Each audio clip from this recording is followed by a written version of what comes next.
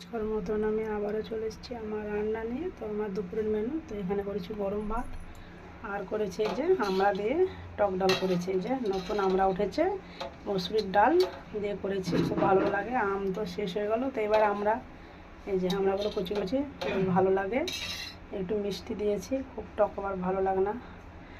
আর এখানে করেছি এই যে রুই মাছের কালিয়া করেছি এই যে।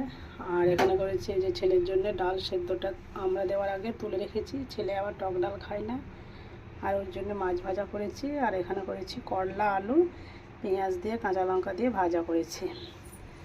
তো বন্ধুরা, তোমাদের কার কার ভালো লাগে করলা আলু পেঁয়াজ দিয়ে খেতে জানাবে।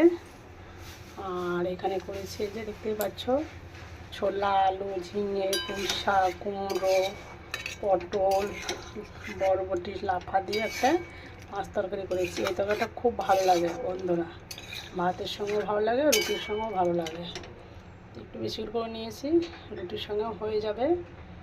তো ঠিক আছে, সবাইকে শুভ দুপুর।